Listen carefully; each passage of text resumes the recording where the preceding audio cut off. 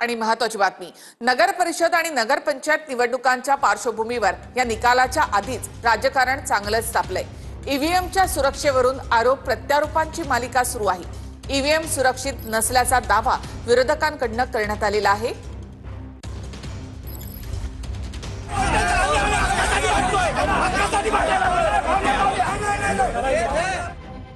सांगलीच्या आष्टात strong room बाहेर 250 police.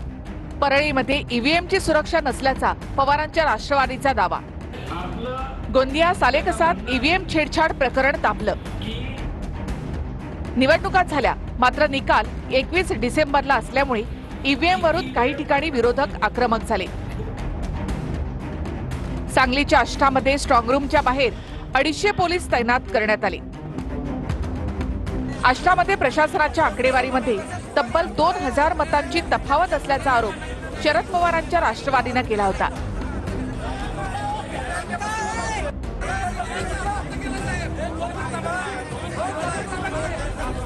पवारांच्या राष्ट्रवादीच्या कार्यकर्त्यांनी स्ट्रॉंग रूमच्या बाहेर ठिय्या मांडल्यानंतर पोलीस बंदोबस्त वाढवण्यात आला। ईश्वरपूर आणि तासगावमध्ये दंगल नियंत्रण पथक सुद्धा तैनात करण्यात आले। सांगली जिल्ह्यामध्ये 8 ठिकाणी असणाऱ्या स्ट्रॉंग रूमच्या बाहेर पोलीस बंदोबस्त वाढवण्यात आला। आपण ईव्हीएम चे सील तोडता, आपण ईव्हीएम मध्ये मतदान झाल्यानंतर मतदान त्यामध्ये आपण करून घेता, या संदर्भामध्ये निवडणूक आयोग नेमकी कोणती भूमिका घेणार आहे? का शासनाच्या इशाऱ्यावर निवडणूक आयोग या ठिकाणी देखील पडदा टाकणार आहे का? हा एक फार मोठा गंभीर प्रश्न निर्माण झाला आहे।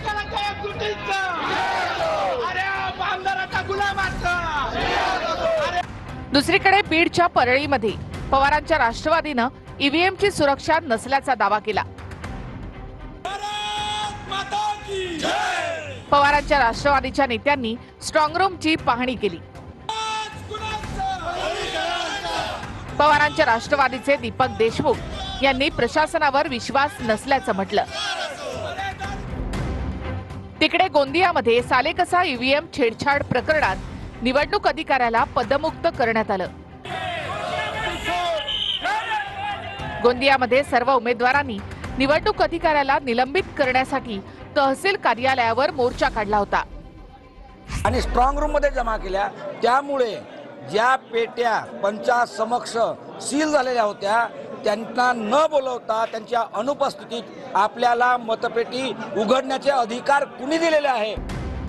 विरोधकांनी सुद्धा आता हा निकाल लांबणीवर टाकल्यावरून सरकारवर आरोप केले आहेत। हे बळवाट आहे आणि सरकारने बाजू का मानली नाही, तर त्यांना ईव्हीएम मध्ये गडबड करायची आहे, निकाल फिरवायचे आहेत, म्हणूनच त्यांनी 20 दिवसाचा कालावधी घेतलेला आहे। आता यांच्या शेंबूड पुसण्यामध्ये वेळ जातो एवढा या काँग्रेसवाल्यांचा, महाविकास आघाडीवाल्यांचा, म्हणून तर लोकांच्या समोर हे लोक शून्य होत चालले आहेत ना। रोहिणी खडसेंचा मतदानाच्या दिवशी पोलिसांसोबत बाचाबाची करतानाचा एक व्हिडिओ व्हायरल झाला आहे। मुक्ताईनगरमध्ये पवारांच्या राष्ट्रवादीचा एकही उमेदवार नसताना रोहिणी खडसे पोलिसांसोबत बाचाबाची करताना व्हिडिओमध्ये दिसतायत। मुक्ताईनगरमध्ये पवारांच्या राष्ट्रवादीच्या रोहिणी खडसे खुर्ची टाकून मतदान केंद्रावर पोलिसांशी बाचाबाची करतानाचा व्हिडिओ समोर आला। बारापासून आता एकदम व्यवस्थित चालू आहे, सर्वांना बाहेर काढलेलं आहे। कोणी बाहेर निघालेलं नाहीये, सगळी लोक इथे, कोणीच नाही ताई, सगळी लोक इथे, माझी रिक्वेस्ट आहे सर्वांना, मी सर्वांना नाही करत, मी सर्वांना काढतो, माझं म्हणणं आहे तुम्ही सर्वांना काढतो।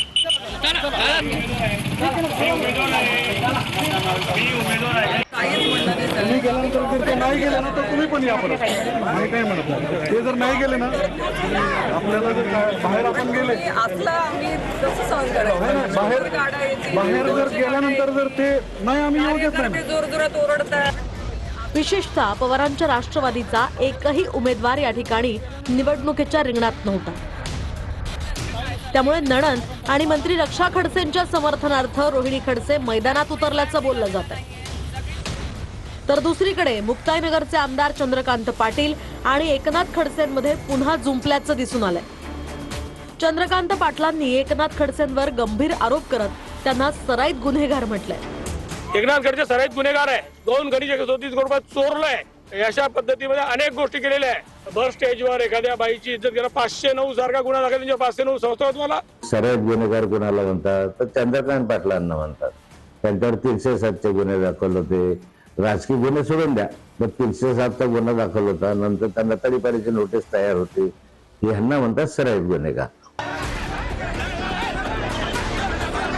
मुक्ताईनगरमध्ये नगर परिषद निवडणुकीच्या मतदानाच्या दिवशीच मुक्ताईनगरमध्ये भाजप आणि शिंदेच्या शिवसेनेच्या कार्यकर्त्यांमध्ये प्रचंड राडा झाला होता. केंद्रीय राज्यमंत्री रक्षा खडसेंनी मुक्ताईनगर पोलीस स्टेशनमध्ये जात भाजपच्या कार्यकर्त्याला मारहाण झाल्याचा दावाही केला होता. यात काही शिवसैनिकांविरुद्ध गुन्हा दाखल झाला होता.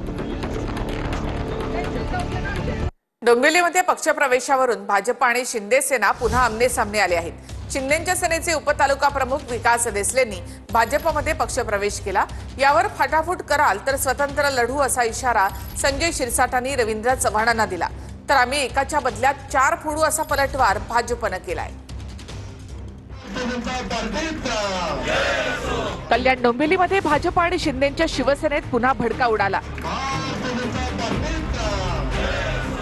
कल्याण डोंबिवलीमध्ये शिंदेच्या शिवसेनेचे माजी नगरसेवक सदानंद थरवळ यांचा मुलगा अभिजित थरवळ आणि कल्याण ग्रामीण उपतालुका प्रमुख विकास देसले यांनी भाजपमध्ये प्रवेश केला.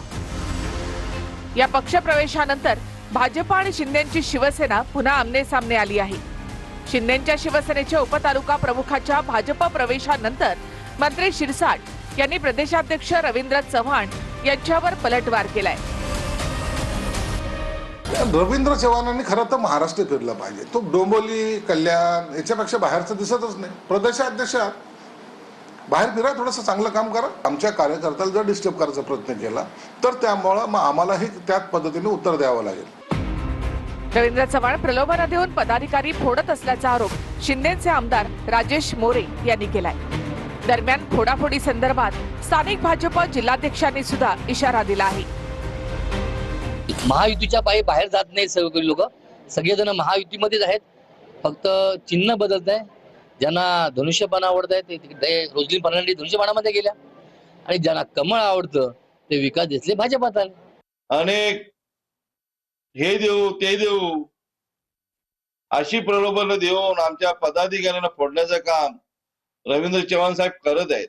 जर तुम्ही आमचा एक पदाधिकारी घ्याल, एक कार्यकर्ता घ्याल, एक नगरसेवक घ्याल, आम्ही तुमचे 4 पदाधिकारी 4 नगरसेवक घेऊ, हे सांगण्यासाठी आम्ही बैठक लावतो. तर असे विधान पालिका फडणवीसांना दत्तक म्हणून द्या असं म्हणणाऱ्या चव्हाणांना शिरसाटांनी स्वतंत्र लढू असं म्हणत थेट इशारा दिलाय. सर्वांनी जसा लोकसभेला विचार केला, विधानसभांमध्ये जसा विचार केला, तसाच विचार एकदा देवेंद्रजींच्या हातामध्ये दत्तक म्हणून ही महानगरपालिका दिली. त्यांनी त्यांचा पक्ष वाढवण्यासाठी केलेले ते विधान आहे. परंतु सर्वसामान्य जनता ही महायुतीच्या बरोबर आहे. महायुतीकडे त्यांचा कल आहे आणि अशा पद्धतीने जर फाटाफूट झाले तर भविष्यामध्ये तुम्हाला निवडणुका ह्या स्वतंत्रपणे लढाव्या लागतील असं चिन्ह आहे. तपोवनातील वृक्षतोडीची चिंता करणारे बकरी ईदला गप्प का आहेत असा सवाल मंत्री नितेश राणेंनी केला. पर्यावरण प्रेमी ईद वेळी बकरी कापण्याला विरोध करताना दिसत नाहीत. तपोवनातील वृक्षतोडीवरून नितेश राणेंनी ही टीका केली. यावरून राजकारण चांगलंच तापलंय.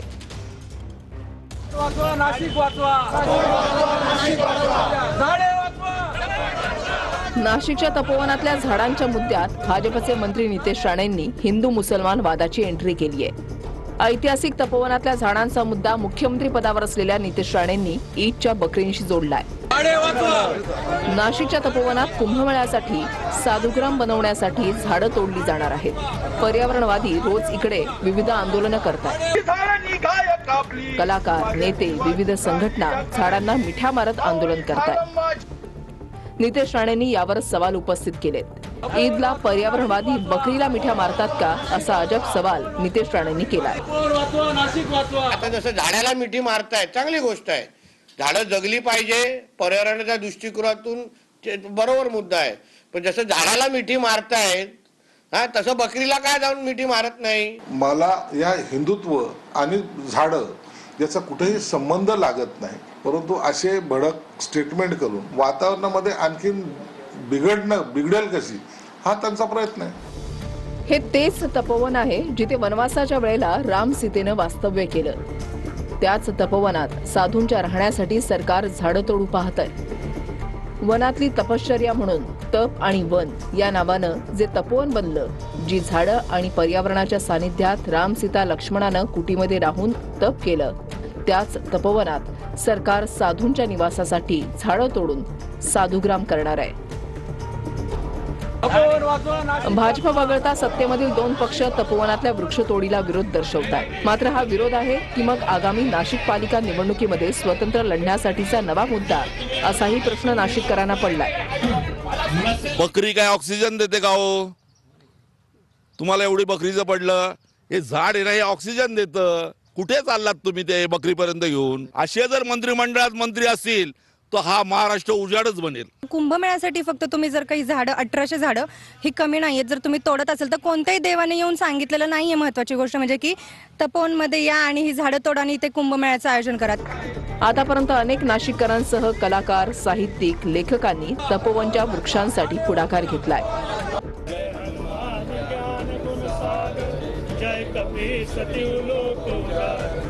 काही हिंदुत्वादी संघटनांनी देखील वृक्षतोडीला विरोध केलाय. नाशिक योग विद्या केंद्रानं योगासनांचं आयोजन करत सरकारच्या वृक्षतोडीचा निषेध केलाय. काहींनी झाडांवर जय श्रीराम लिहित वृक्ष बचाव मोहीम सुरू केली आहे. तर सोशल मीडियात असंख्य लोक झाडं वाचवण्यासाठी पुढे येऊ लागली आहेत. झाडं तोडलेच पाहिजे असं काही त्याच्याकरता प्रयत्न करायची गरज नाही. आपण त्याच्याकरता कृपया शासनाने या आमची मदतसुद्धा लोकांची घेऊन इथे स्वच्छता करावी आणि साधू लोकांना हे उपलब्ध करून द्यावी जागा, अशी आमची मनापासून इच्छा आहे. अजित पवार यांचे पुत्र जय पवार यांचा विवाह सोहळा होणार आहे आणि त्यासाठी बारामतीचं वराड आता बहरीनकडे निघालेलं आहे. मात्र यामध्ये पवार आणि सुप्रिया सुळे तसंच पवार कुटुंबातले आणखी काही ज्येष्ठ या लग्न सोहळ्यामध्ये सहभागी होणार नाहीत असंही म्हटलं जातं. जय पवारांच्या लग्नाला मोठ्या पवारांच्या कुटुंबातल्या अनेकांची अनुपस्थिती राहणार अशी चर्चा आहे. जय पवारांचं लग्न बहरीनमध्ये होतं. लग्नाला 400 पाहुणे उपस्थित राहणार आहेत. मात्र शरद पवार, सुप्रिया सुळे, दादांचे बंधू श्रीनिवास पवार जयच्या लग्नाला जाणार नाही अशी चर्चा आहे. यापूर्वी पुतण्या युगेंद्र पवार यांच्या लग्नात अजित पवार गेले नव्हते. पुतण्या युगेंद्र पवारच्या लग्नाला निवडणुकांचं कारण देत अजित पवार गेले नाही. त्यामुळे मोठ्या पवारांच्या कुटुंबातले अनेक जण जयच्या लग्नाला जाणार नाहीत अशा चर्चा रंगल्यात. जय पवारांचा लग्न सोहळा बहरीनमध्ये 4 डिसेंबर ते 7 डिसेंबर असा चालणार आहे. देशभरामध्ये इंडिगोच्या 300 फ्लाईट्स रद्द झाल्या असून हजारो प्रवाशांचे हाल झाले. कर्मचाऱ्यांची उणीव भासत असल्यामुळे अनेक विमानं रद्द झालीत तर काही उशिरानं सुरू आहेत. प्रवासी फ्लाईट आणि विमानतळावरच सध्या ताटकळले आहेत. देशातील सर्वात मोठी एअरलाइन्स कंपनी इंडिगोच्या फ्लाइट्स रद्द होणं आणि लेट होण्याचा घोळ 3ऱ्या दिवशीही सुरू आहे. इंडिगोला कर्मचाऱ्यांची उणीव भासत असल्यानं त्यांची विमानं रद्द आणि लेट होत आहेत. त्यामुळे पुण्यात प्रवाशांचे 8 तासांहून जास्त हाल झालेत. आता फ्लाईट कॅन्सल असल्यामुळे दुसरी फ्लाईट पण नाहीये आणि आमची पुढची पण फ्लाईट ही झाली आमची मिस. तर आता आम्हाला यांनी मुंबईवरून फ्लाईट दिली आहे. फ्लाईटचे जर सांगायचं झालं तर वरती पूर्ण किऑटिक सिच्युएशन आहे. जे इंडिगो आहे या सर्व गोष्टीसाठी जे कारणीभूत आहे.